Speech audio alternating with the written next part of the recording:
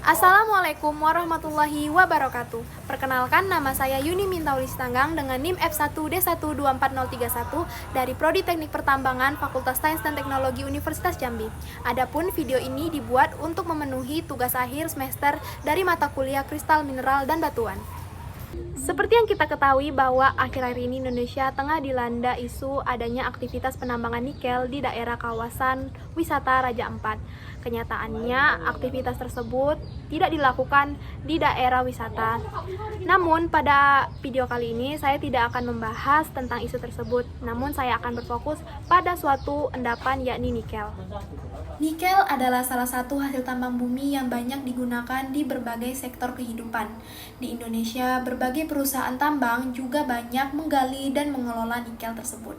Banyaknya akan penambangan nikel seiring dengan kebutuhan part nikel yang meningkat setiap tahunnya. Menurut Australia Department of Industry, Innovation and Science, pada kuartal Juni 2022, konsumsi nikel global naik 0,8% dari kuartal Maret. Permintaan nikel secara global mencapai hampir 2,9 juta ton pada tahun 2022. Konsumsi nikel selanjutnya diperkirakan akan tumbuh kuat selama beberapa tahun yang akan datang.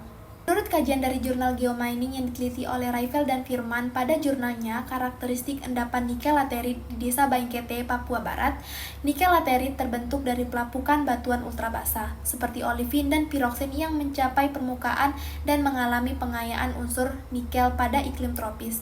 Proses ini membentuk horizon saprolit yang kaya nikel dan horizon limonit dengan kandungan besi tinggi. Selain itu, karakteristik dari laterit di Palangga, Sulawesi Tenggara menunjukkan bahwa mineralnya terdiri dari garnierit, kaolinit, magnetit, hematit, kromit, dan juga geotit, dengan ketebalan lapisan mencapai hingga 15 meter. Studi di blog XPT Valley Indonesia ataupun Sorowako juga menunjukkan rata-rata kadar dari Ni mencapai sekitar 1,8% dengan Fe sekitar 21 sampai dengan 22% serta rasio SiO2 dan MgO 1,6. Ini memperkuat gambaran bahwa nikel laterit Indonesia memiliki komposisi kimia yang khas dan berpotensi ekonomis.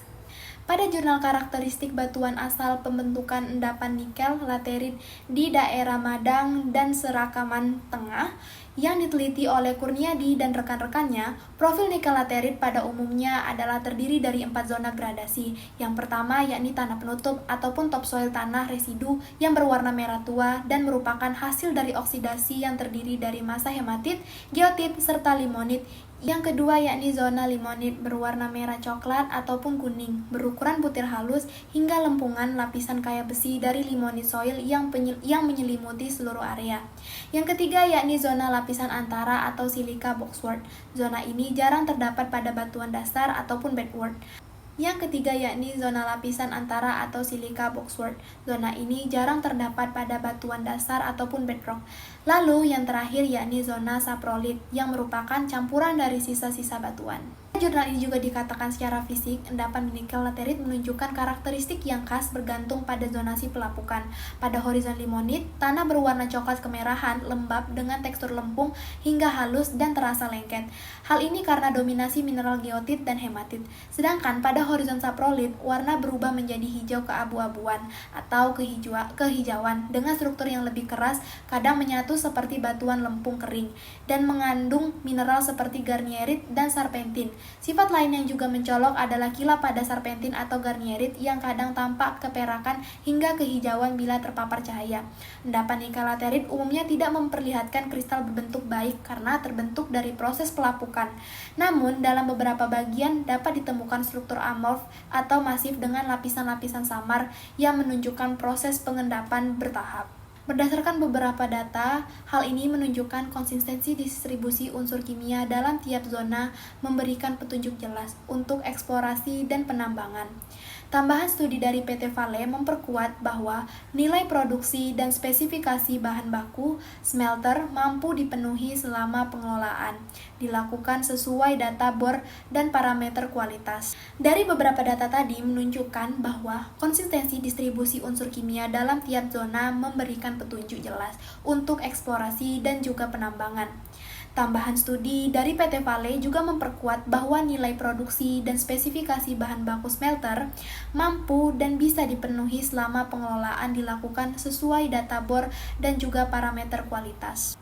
Kesimpulan berdasarkan hasil data di literatur menunjukkan bahwa nikel laterit terbentuk dari pelapukan batuan ultrabasa di iklim tropis, menghasilkan horizon saprolit dan juga limonit dengan kadar Ni hingga 3-4%. Vena endapan menyimpan cadangan besar di Indonesia, dengan sedimen dominasi di Sulawesi, Halmahera, Obi, dan Papua Barat. Karakteristik kimia dan mineralogi menunjukkan konsistensi kualitas biji dalam spektrum kadar Ni dan Fe memberikan dasar kuat bagi kegiatan penambangan dan hilirisasi. Rekomendasi eksplorasi lanjutan mungkin akan difokuskan di horizon saprolit dan limonit, terutama di daerah dengan profil nikel tertinggi seperti Morowali dan Palangga. Data geokimia dan geologi lapangan harus dipadukan untuk penentuan zonasi penggalian dan juga efisiensi pemurnian. Riset lanjutan tentang variasi nilai kimia seperti rasio SiO2 dan MgO2 dan kadar CO2 penting untuk mengoptimalkan metode ekstraksi dan kontrol kualitas biji smelter. Itu tadilah beberapa kajian literatur mengenai endapan nikel laterit. Semoga video ini dapat bermanfaat bagi siapapun yang menontonnya. Saya akhiri, wabillahi taufiq wa hidayah. Wassalamualaikum warahmatullahi wabarakatuh.